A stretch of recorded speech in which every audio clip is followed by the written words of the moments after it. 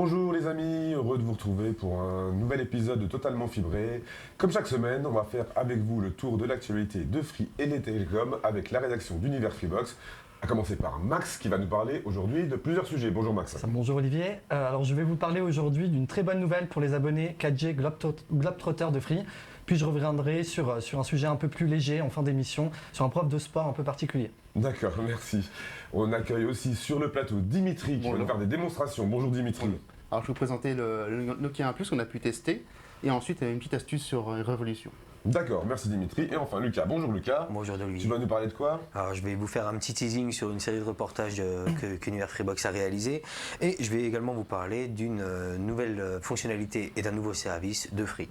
D'accord, merci. Donc Max nous en parlait à l'instant pour les Free Note Globetrotter, il y a du nouveau. C'est ça, c'est officiel. Free a annoncé ce matin à travers un défi sur Twitter avoir activé la 4G en roaming dans plus de 65 destinations pour ses abonnés au forfait à 19,99 €, bénéficiant donc des 25 gigas de données par mois à l'étranger. C'est une bonne nouvelle pour plus de 7 millions d'abonnés 4G qui vont pouvoir jouir dorénavant de toute la puissance de la technologie LTE, que ce soit lors de leurs déplacements, mais aussi en voyage.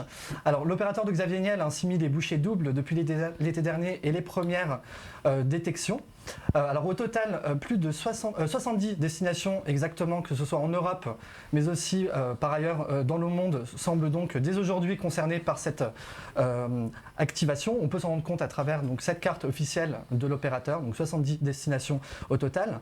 À noter que Univers Freebox a réalisé donc, hier un tableau représentatif présentant cette fois-ci les 38 destinations européennes où la 4G en roaming a été activée. On y retrouve notamment, on va le voir à l'écran, donc les opérateurs partenaires à chaque fois, ainsi que les fréquences 4G concernées, à savoir le plus souvent les bandes de fréquences 800, 1800 et 2600 MHz. Mention spéciale pour la Finlande, où les abonnés Free Mobile vont pouvoir s'amuser avec la bande de fréquence 700 MHz, si chère à l'opérateur. Donc voilà, et donc prochaine étape pour l'opérateur de Xavier Niel, le lancement de l'AVO LTE probablement d'ici la fin de l'année. Xavier Niel nous en a parlé en décembre dernier.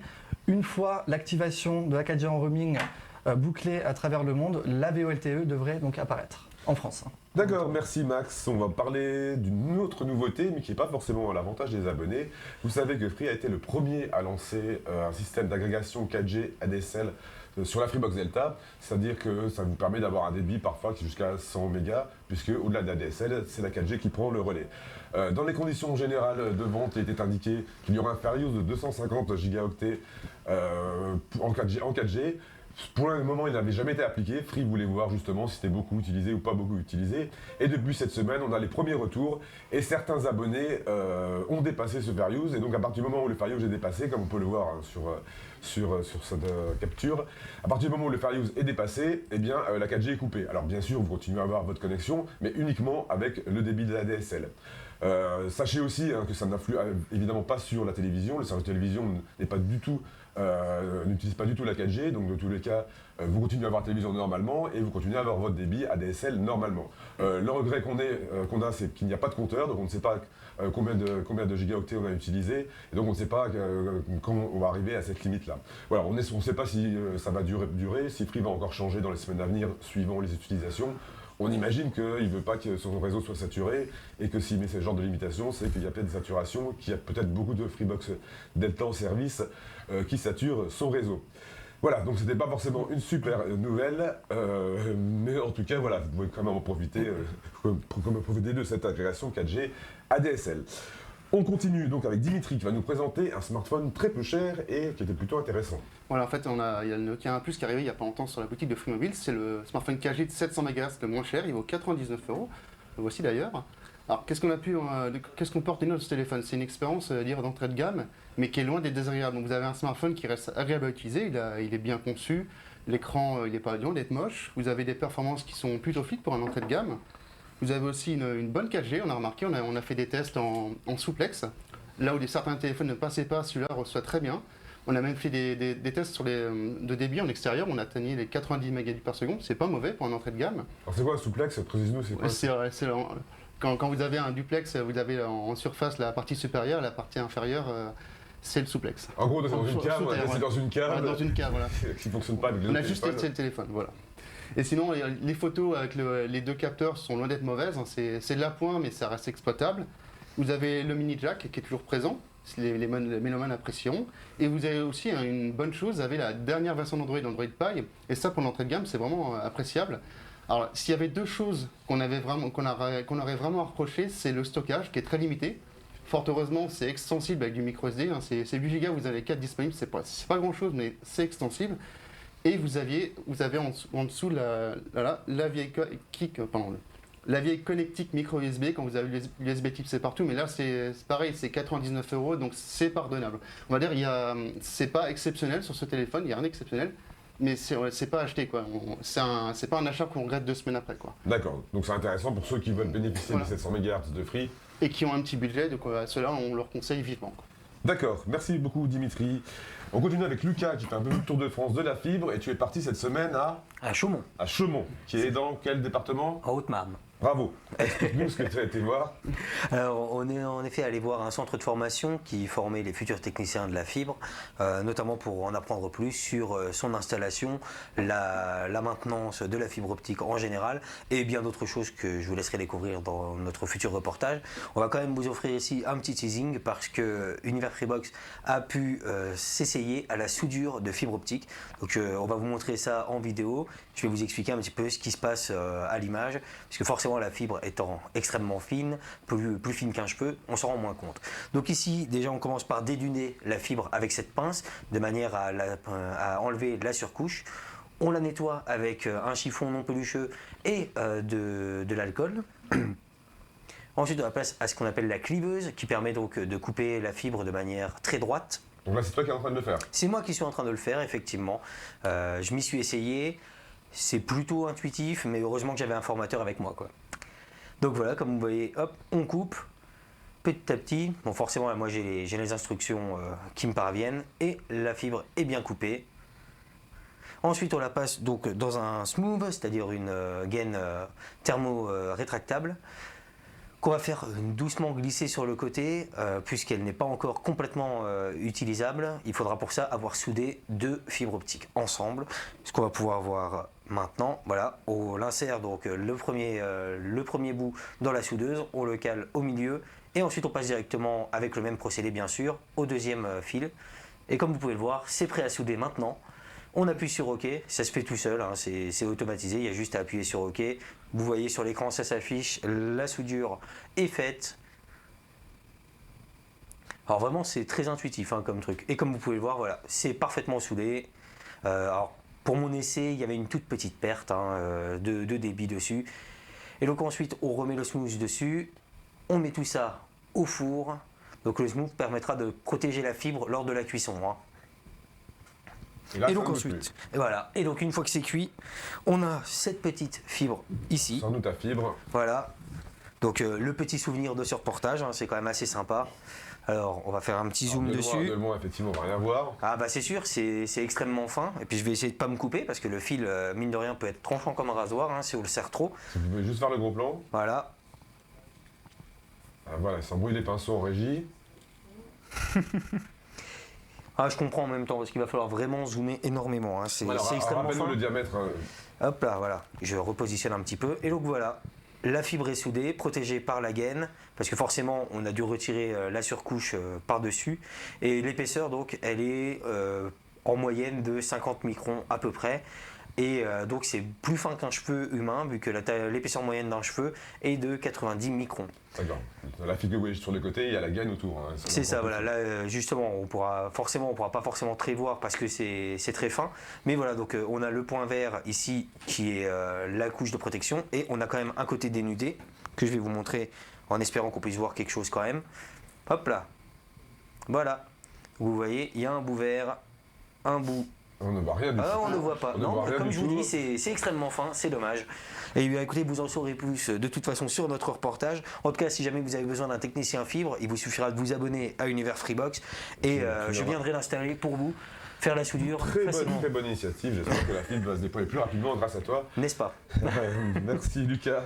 Dimitri, tu vas nous faire une deuxième démonstration, on va parler des gens qui peuvent avoir un problème avec leur disque dur sur Freebox Révolution. Ouais, un disque dur qui peut se traîner ou des fichiers qui deviennent illisibles. Alors dans le système de la Freebox Révolution, il y a un outil de diagnostic, je vais vous montrer. Voilà. Ça rappelle un peu ce qu'il y a sous Windows. Hein. Vous avez un scan, un outil de réparation ou de formatage. Alors vous avez donc réglage, système. Vous allez dans information, player et serveur. Là vous êtes dans le stockage. Alors là maintenant il faudra appuyer sur la touche verte de la télécommande. Ça affiche le menu contextuel et là vous avez du coup les 3 options qui apparaissent. Alors celle qu'on laisse en premier, c'est vérifier et réparer. C'est vraiment, ça peut se résoudre simplement. Ou si vraiment ça ne fonctionne pas, là il faudra passer au formatage. D'accord, qui va effacer l'intégralité. Voilà, donc il faudra penser à sauvegarder avant de formater. D'accord, merci beaucoup Dimitri. Lucas, on continue avec toi, puisque Free souhaite faire évoluer son service domotique et on appelle au FreeNote. C'est ça. Alors, il y a un peu plus d'une semaine maintenant, le site smarthome.freebox.fr a été lancé. Il est dédié à l'aspect domotique de la Freebox Delta et à son pack sécurité. Et dans la foulée, donc, un compte Twitter Assistance Freebox Home a été créé également sur le réseau social, et un tweet de présentation y a été publié où l'équipe se présentait et donnait la possibilité aux abonnés et aux followers de s'exprimer et de poser leurs questions ou de simplement exprimer leurs problèmes. Et dans ces réponses à ce tweet, il y a une demande qui est revenue assez fréquemment, c'est celle de pouvoir programmer la plage horaire pour l'alarme du pack sécurité de la Freebox Delta. Effectivement, ça peut être assez utile.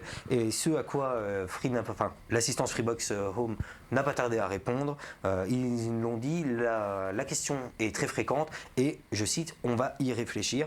Donc il est fort possible que les abonnés Freebox Delta bénéficient bientôt d'une nouvelle fonctionnalité sur leur Freebox. D'accord, et si vous avez une idée, n'hésitez pas à en N'hésitez pas à aller les suggérer, c'est fait pour ça. C'est directement les développeurs qui répondent. C'est ça, c'est fait pour ça. Aux questions, voilà. Donc si vous avez des idées que vous voulez améliorer. Ils vous y invitent eux-mêmes. D'accord, merci Lucas. On continue sur une bonne nouvelle, en tout cas Canal+ vous propose d'avoir 3 mois gratuits à son offre sur mobile et sur smartphone, et tablette plutôt. Donc vous pouvez avoir 3 mois gratuits grâce à un code. Alors c'est un code qui est inséré dans certains films qui sont proposés dans le cinéma MK2, mais le code a fuité depuis hier, c'est le code 1057, qui visiblement aujourd'hui ne marche que pour un mois gratuit. Alors l'avantage avec cette formule-là, c'est que vous n'avez accès qu'à Canal+ et Canal+ décalé, ainsi qu'au replay, mais vous pouvez le résilier à tout moment depuis votre espace abonné. Il n'y a pas de lettre de résiliation envoyée ou des choses comme ça. Donc si vous bénéficiez de ce code, il y aura certainement un nouveau code qu'on vous donnera prochainement, puisqu'il a changé. Là, vous n'avez qu'un mois. Vous pouvez vous désabonner très, très facilement, donc vous pouvez avoir accès très facilement à Canal+ gratuitement, juste avec ce code-là, en allant directement sur le site d'inscription de Canal+. Donc c'est une bonne affaire, il n'y a pas de magouille derrière, il n'y a pas d'embrouille, il n'y a pas besoin d'envoyer une lettre recommandée ou des choses comme ça. Donc voilà, donc c'est une astuce que vous voulez faire partager, qui peut être intéressant pour ceux qui sont intéressés par Canal+ et par les films qui y sont proposés. Voilà, donc c'était pour cette petite astuce. On termine avec Max, qui avait une info super importante, en tout cas un truc assez drôle. Importante, je ne sais pas. En tout cas, donc le player de la Freebox Delta, vous le savez, est placé sous le feu des projecteurs depuis décembre dernier. Il permet, entre autres, à ces nouveaux propriétaires d'avoir la fièvre du samedi soir en transformant littéralement, par exemple, leur intérieur en discothèque. Mais c'est aussi un outil utile pour les plus sportifs d'entre vous. Un prof de danse l'a démontré cette semaine sur l'Oiseau Bleu. On va le voir à l'écran, on va voir le tweet. Donc privé d'enceinte, celui-ci a tout simplement décidé d'embarquer avec lui le player free de Vialet pour donner son cours. Et cela, visiblement, a fait plus que l'affaire. Ses élèves confirmeront ou pas. D'accord, donc il n'y a pas besoin, effectivement, pour envoyer le player de Vialet sans avoir besoin d'une connexion free pour pouvoir l'utiliser. Exactement, juste via une connexion Bluetooth, on peut envoyer directement donc, nos morceaux. D'accord, merci pour ce petit conseil. Bon, ceux qui ont besoin d'une enceinte, eh ben, il suffit qu'ils prennent le Freebox Delta, le player en tout cas de vos potes ou autres. Une info de dernière minute qu'on a reçue sur le téléscripteur. Comme chaque année, vous savez que Free invite toutes les communautés à débattre, à échanger avec les responsables de Free. On vient de le recevoir à l'instant. Cette année, je ne sais pas si vous le voir à l'écran, l'invitation est pour le 18 mai. Donc le 18 mai prochain, toutes les communautés autour de Free, Univers Freebox, Free News, RNC Mobile, Busy Spider, et entre autres, hein, il y en a beaucoup plus. Ah, vous l'avez pas? Bon, on le verra pas, mais en tout cas, on vous prévient que c'est le 18 mai prochain. Donc, comme chaque année, hein, on vous proposera de rapporter vos questions pour qu'on puisse les poser directement à Free, et on vous fera un résumé les jours suivants. Donc, c'est dans peu de temps maintenant, c'est dans moins d'un mois. Et donc, on vous proposera dès lundi un article pour que vous puissiez poser vos questions à Free. On se fera l'intermédiaire. Voilà, c'est tout pour aujourd'hui. En ce qui nous concerne, on vous dit à la semaine prochaine pour Totalement Fibré et tous les jours sur universfreebox.com pour avoir l'actualité la plus chaude. Bon week-end, ciao! Ciao.